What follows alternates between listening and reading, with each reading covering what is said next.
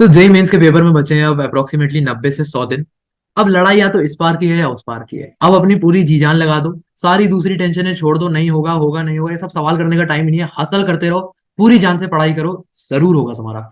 ठीक है। कुछ दिन पहले तिजिल ने तुम्हें आके बताया कि कैसे लास्ट के 3 महीने में तुम क्या क्या चीजें कर सकते हो जिससे तुम्हारे मार्क्स एकदम ऑप्टिमाइज हो। मैं अब थोड़ा बात करने लगा हूँ सब्जेक्ट के डिटेल में जाके। फिजिक्स, केमिस्ट्री, मैथ को अलग अलग तरीके से उठाएंगे। इनके लिए क्या क्या स्ट्रैटेजी सबसे बेस्ट है जिससे तुम इन सब्जेक्ट्स में अपने मार्क्स ऑप्टिमाइज कर सको, उनके बारे में बात करेंगे। जैसे मुझे बात याद आई कि पीसीएम बहुत अलग तासीर के सब्जेक्ट्स हैं। सब्जेक्ट्स तो अलग हैं, इनकी तासीरें बहुत अलग है। अब बाय तासीर आई मीन फिजिक्स हमेशा थोड़ा इजियर साइड पे रहता है जेई मेंस में। अब तुम देख लोगे एक आध सवाल ट्रिकी पूछ लेता है, बट फिजिक्स जनरली इजी रहता है। केमिस्ट्री अपना बढ़िया इनऑर्गेनिक, ऑर्गेनिक, फिजिकल के तीनों के अलग अलग फॉर्म में आता है। तो इनऑर्गेनिक में तुम्हें रटना है, ऑर्गेनिक में रिएक्शन याद करनी है, फिजिकल में तुम्हें कैलकुलेशंस करनी है, और मैथ्स आता है डिफिकल्ट। कहने का मतलब ये कि ऐसी कोई एक स्ट्रैटेजी नहीं है जो इन तीनों पे लागू हो, और वो तुम्हें बनाने की कोशिश भी नहीं करनी चाहिए।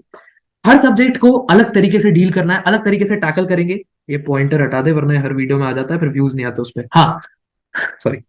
हर सब्जेक्ट को अलग अपने अलग तरीके से टैकल करेंगे और उसको फोड़ेंगे। ठीक है। तो आज शुरू करते हैं फिजिक्स से।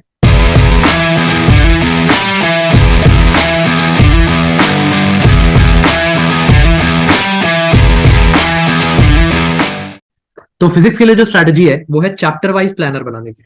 अब इसका कारण क्या है? मेरे लिए भी ये हाँ बता दूं, मेरे लिए भी ये बहुत काम करी थी स्ट्रैटेजी, और इसी स्ट्रैटेजी से मेरे जेई मेंस में फिजिक्स में जो फर्स्ट अटेम्प्ट था उसमें शायद 96 मार्क्स थे, और सेकंड अटेम्प्ट में 92 या 96 मार्क्स थे।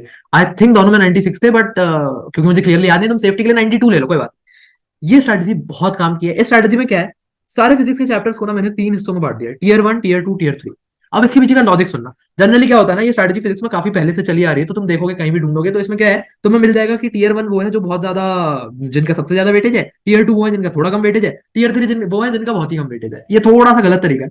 मेरे हिसाब से प्रायोरिटाइज तुम्हें इस वो पे करना चाहिए कि वेटेज तो हाई है ही, बट इनपुट आउटपुट रेशियो क्या है। मतलब कि रिस्क रिवॉर्ड रेशियो या इनपुट आउटपुट रेशियो, कितना टाइम लगाना पड़ रहा है तुम्हें उसे पढ़ने में, और वो कितने नंबर देके जा रहा है तुम्हें। जिनका इनपुट आउटपुट रेशियो सबसे हाई, सबसे लो है, इनपुट कम आउटपुट ज्यादा। हाँ, जिसका इनपुट आउटपुट रेशियो सबसे कम है कि तुम्हें सबसे कम इनपुट देना पड़ रहा है, कर लो ना भाई डिवाइड। गणित क्या लगा रहे हो? गलत साबित करना चाहते हो मुझे? नहीं हूं मैं गलत। इनपुट डिवाइडेड बाय आउटपुट करोगे, इनपुट कम होगा, आउटपुट बढ़ेगा, डिनोमिनेटर बढ़ेगा। हाँ, इनपुट आउटपुट रेशियो जिसका सबसे कम होगा वो सबसे बेहतरीन, सबसे पहले करने वाला चैप्टर होगा, क्योंकि वो तुम जल्दी निपटा सकते हो और अपने एक गुड चंक ऑफ मार्क्स को इंश्योर कर सकते हो। दूसरा कि वेटेज तो हाई है बट चैप्टर डिफिकल्ट है। अब डिफिकल्ट भी एक रिलेटिव टर्म है यार। मेरी फिजिक्स बहुत अच्छी थी तो मुझे टीयर 1 और टीयर 2 में जो चैप्टर्स है वो हलवे लगते थे। हालांकि मैथ्स में मेरे 10-10 नंबर आते थे, 7-7 100 में से, तो मैं वहां लैग कर जाता था। बट जो, अगर तुम्हें इट्स रिलेटिव रादर, अब मैं क्या बोलूं। ठीक है, तो हो सकता है तुम्हें टीयर 2 का कोई चैप्टर इजी लगे तो उसको तुम अपने लिए टीयर 1 में मान लो। हो सकता है टीयर 2 का कोई चैप्टर डिफिकल्ट लगे तो उसको टीयर 3 में मान लो। Which brings me to this point कि टीयर 3 में कि वेटेज भी एवरेज एवरेज सा है, और टॉपिक भी मतलब बहुत ज्यादा मुश्किल नहीं है तो बहुत ज्यादा आसान भी नहीं है, एवरेज एवरेज टॉपिक है। इन इन टॉपिक्स को ये है कि अपन लास्ट में भी करेंगे तो कोई दिक्कत नहीं है। ये है, टाइम बचेगा तो कर लेंगे, लेकिन पहले इसको और इसको सेफ गार्ड कर ले। टाइम क्यों बचेगा भाई? फिजिक्स में 100 नंबर लाने हैं फिजिक्स, क्योंकि मैथ्स में हर कोई नंबर गंवा रहा होता है। तो बनाता वही है जो फिजिक्स में, जिसमें अपने नंबर निकाल लिए और केमिस्ट्री में नंबर निकाल लिए। तो टाइप करने तीनों ही है, बट प्रायोरिटाइज करने के लिए टीयर 1, टीयर 2, टीयर 3। अब अपन आते हैं टीयर 1 पे। तो टीयर 1 का गॉड, मॉडर्न फिजिक्स। आज बैठे बैठे ये वीडियो शूट कर रहा हूं मैं, क्या तारीख है आज? आज 5 अक्टूबर है। तुम्हारा जेई का पेपर होगा जनवरी में। आज यहां बैठे बैठे मैं तुम्हें बता सकता हूँ कि तुम्हारे जेई मेंस के पेपर में मॉडर्न फिजिक्स से 3 सवाल गारंटीड है, बाय गारंटी। और ये बढ़ के किसी किसी के शिफ्ट में 4 या 5 भी हो सकता है। मॉडर्न फिजिक्स क्या है? बहुत ईजी है। Nuclei, radio activity, dual nature का एक फॉर्मूला है, फोटो इलेक्ट्रिक इफेक्ट का एक फॉर्मूला है, 6-7 फॉर्मूले हैं, पढ़ लोगे। जेई एडवांस में आता है मुश्किल सवाल फिजिक्स से। जेई मेंस की फिजिक्स ना फॉर्मूला बेस्ड होती है। मॉडर्न फिजिक्स के तुम्हें अगर सारे फॉर्मूला भी पता है ना, तो नीट के पीवाईक्यू और जेई मेन के पीवाईक्यू में बहुत ज्यादा फर्क नहीं है। होता है कोई बात सवाल टैग के आ जाता है, बट जनरल सवाल देखोगे तो तुमसे जनरल सवाल सिर्फ फॉर्मूले फॉर्मूले से बन रहे होंगे। रेडियो एक्टिविटी पढ़ के चले जाओ यार। रेडियो एक्टिविटी में क्या करेगा, तुम्हें एक ये हीलियम दे दिया, इसका कुछ कुछ एटॉमिक नंबर दे देगा, अब इसका अल्फा डीके करा देगा, कहीं इसका गामा डीके करा देगा, बीटा डीके करा देगा। 4 तरीके के डीके हैं, याद कर लोगे तुम्हारे 4 नंबर इधर सिक्योर हो जाएंगे। कोई दिक्कत मुश्किल है नहीं। मॉडर्न फिजिक्स को पूरा पढ़ना है, इसका कोई फॉर्मूला नहीं छोड़ना है। 4 से 5 सवाल इससे आ सकते हैं, बहुत इंपॉर्टेंट है। Thermodynamics, KTG, current electricity, unit dimension and errors, पहला चैप्टर पढ़ाया जाता है 11वीं क्लास में। अज्यूम किया जाता है कि तुम बिगिनर हो और तुम्हें बिगिनर लेवल पे पढ़ाया जाए।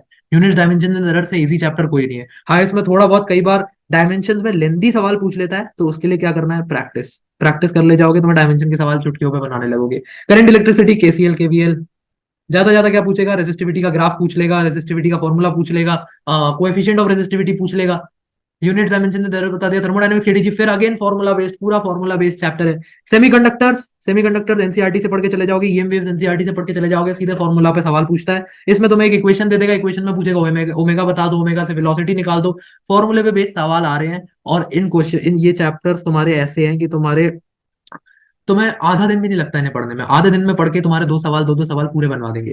देन अगेन ग्रेविटेशन 11वीं में पढ़ाया जाता है, रिलेटिवली इजी टॉपिक है। फिर इसके तुम फील्ड पोटेंशियल वगैरह के फॉर्मूले पढ़ के इसके सवाल आसानी से बना सकते हो। हाँ, ये एस्टेरिस्क मार्क्स किए हुए जो चैप्टर्स है, सेमीकंडक्टर्स, ईएम वेव्स और मॉडर्न फिजिक्स, इनकी एनसीईआरटी जरूर से पढ़ लेना।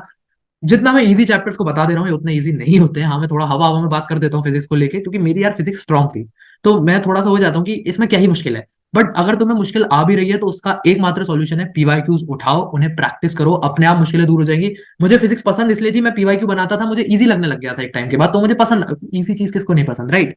तो हो सकता है अगर तुम्हारी भावनाओं को खेत पहुंचाओ तो उसके लिए सॉरी, बट पढ़ो, ये चैप्टर्स सबसे पहले करने हैं।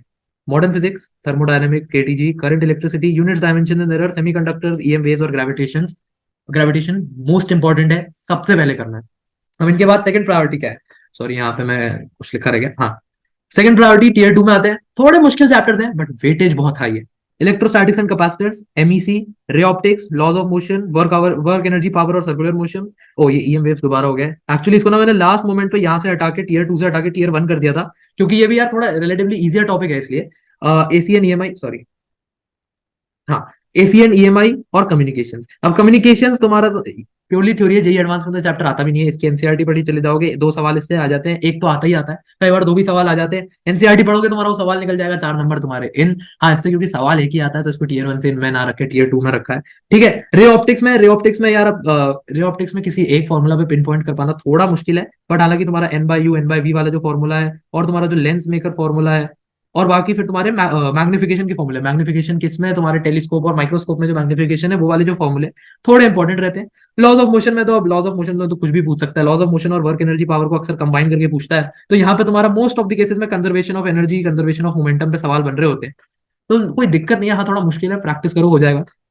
एसी एंड ईएमआई में अगेन फैराडेज लॉ वगैरह पे सवाल पूछता है। एसी में तो जैसे ईएम वेव में सवाल पूछता है ना, वैसे एसी में पूछ लेगा, बस एसी में इक्वेशंस डिफरेंट आ जाती है, वहां तुम्हें एलआर, एलसी ऑसिलेशंस वगैरह पूछ लेता है, एलआर सर्किट में रेजोनेंस वगैरह पूछ लेता है।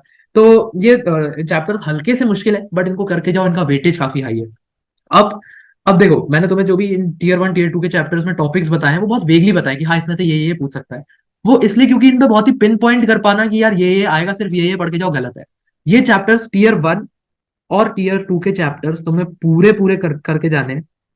हाँ, मैं तुम्हें ये इसलिए बता दिया कि ठीक है, अगर तुम्हारा बहुत गिर गंदी खराब हालत हो गई तुम्हारी और तुम नहीं कर पा रहे हो तो ये टॉपिक्स कर लो, बट बहुत वेगली बताया यार, तुम देख रहे हो, क्योंकि पिन पॉइंट इनमें करना इट्स एब्सोल्युटली रॉन्ग। ये सब बहुत इंपॉर्टेंट चैप्टर्स है और मेरे मानने में तुम्हें पूरे पूरे करके जाने चाहिए, इनमें से कुछ भी मत छोड़ो। और अब जहाँ टीयर 3 आने वाला है, वहां मैं तुम्हें खुद बताऊंगा, देखो कि ये टॉपिक्स हैं, बाकायदा मैं लिख कर लेकर आया हूँ कि ये टॉपिक्स है, इसमें से आ रहे हैं, और ये मुझे अपने समय से याद है, पीपीटी बनाते वक्त ना, फ्लूइड, सॉलिड्स और ये जो कोलिजन वगैरह के, ये तो मुझे पढ़ने भी नहीं पड़े अपने नोट्स में जाके, तो मुझे याद थे। बाकियों के लिए फिर मैंने अपने पुराने थोड़े नोट्स खोले। खैर, टीयर 3 में चैप्टर्स आते हैं, मुश्किल भी और वेटेज भी ठीक है, ओके ओके है, तो इन चैप्टर्स को अपन थोड़ा लास्ट में रखेंगे। पहला चैप्टर तुम्हारा फ्लूइड्स। अच्छा हाँ, एक बहुत इंपॉर्टेंट और मजे की चीज है, देखना ये जो फ्लूइड्स है, अरे यार, इसमें अपना एक बहुत इंपॉर्टेंट चैप्टर रह गया भाई, एक सेकंड वेट करो। यहाँ पे ना तुम्हारा एक चैप्टर और आ रहा होगा, अच्छा, वो ईएम वेव्स की जगह यहाँ तुम्हारा रोटेशन आ रहा होगा। रोटेशन में तुम्हारा conservation of angular momentum, moment of inertia, और कंजर्वेशन, और थोड़ा ओमेगा वगैरह पे सवाल पूछ रहा होता है, ये भी हो जाता है क्योंकि जेई मींस आजकल इसमें इजी सवाल पूछने लगा है। अब मैं तुमसे क्या कहने लगा था कि इसमें एक बहुत मजेदार चीज होती है कि जो मुश्किल चैप्टर है ना, अगर तुम्हारी किस्मत अच्छी है, रुको मैं पेन चेंज करता हूँ, अगर तुम्हारी किस्मत अच्छी है, जो कि अक्सर होती है, तो उसमें क्या होगा ना कि ये जो चैप्टर है तुम्हारा न्यूमेरिक टाइप में आ जाएगा। न्यूमेरिक में 10 क्वेश्चन दिए होते हैं, उसमें से कोई 5 करने होते हैं, तो ये चैप्टर अक्सर तुम्हारा रोटेशन जो है न्यूमेरिक में आ रहा होता है। फ्लूइड्स मेरे पेपर में दोनों दोनों फर्स्ट अटेम्प्ट में हो चाहे सेकंड अटेम्प्ट में हो, दोनों में न्यूमेरिक टाइप में आया था। सॉलिड्स दूसरे अटेम्प्ट में जो क्वेश्चन अटेम्प्ट किया था मैंने, यंग्स मॉडुलस का, न्यूमेरिक टाइप में आया था। तो थोड़ा सा तुम यहाँ भी बच जाते हो, इसलिए डरो मत, ऊपर ऊपर से कर लो, लेकिन करके जाओ, क्योंकि किस्मत को तुम्हारा साथ देने के लिए थोड़ा सा तुम्हें रेडी होना चाहिए कि तुम किस्मत की मदद तो ले पाओ। कहीं तुम वो है कि तुम्हारा किस्मत साथ दे रही तुम फिर भी डंब हो गए, ऐसा नहीं करना है, सब पढ़ के जाना है। किस्मत कई बार काम कर जाती है, ये न्यूमेरिक टाइप में आ जाते हैं तो हो सकता है तुम्हें कोई दूसरे चैप्टर का सवाल बचा ले जाए, बट ये है कि उसके लिए तुम्हें दूसरे चैप्टर का सवाल आना चाहिए, है ना। नेक्स्ट, सॉलिड्स में यंग्स मॉड्यूलस पे सवाल पूछता है, स्ट्रेस स्ट्रेन के फॉर्मूले पे सवाल पूछता है, F is equals to stress होता है S is equal to F by A, strain होता है स्ट्रेस पर यू, हाँ डेल्टा एल बाय एल, देखा याद है मुझे, पढ़ के नहीं आया था मैं।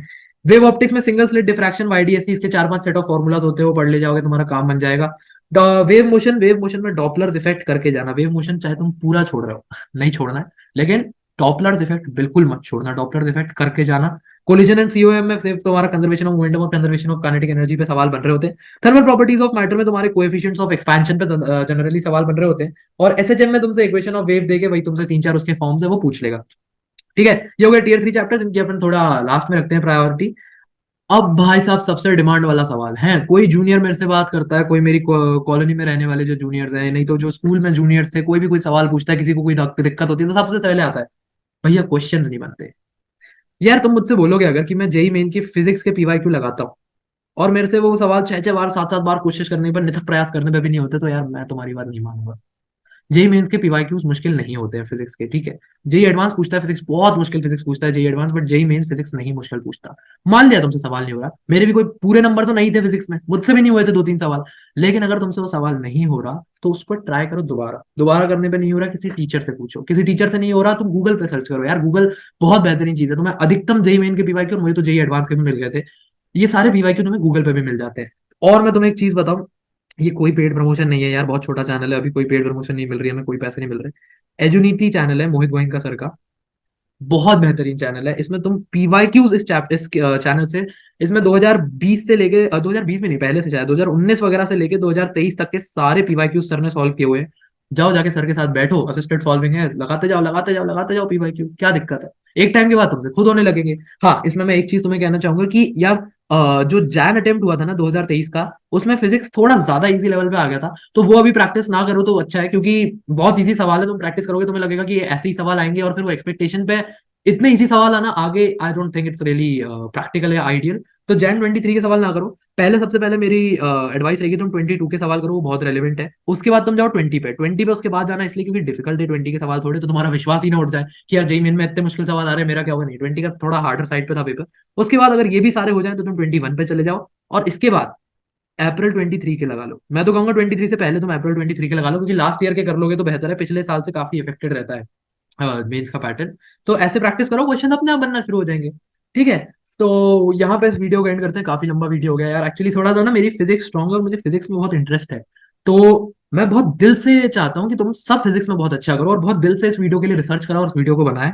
तो वैसे डिपार्टमेंट तिजिल का है, मैं बहुत ज्यादा बोलता नहीं हूँ, बट मेहनत के लिए सब्सक्राइब तो कर ही सकते हो यार। और थैंक यू सो मच, आगे केमिस्ट्री के लिए बात करते हैं और फिर मैथ्स पे चलेंगे, तब तक के लिए पढ़ाई करते रहो, ऑल द बेस्ट।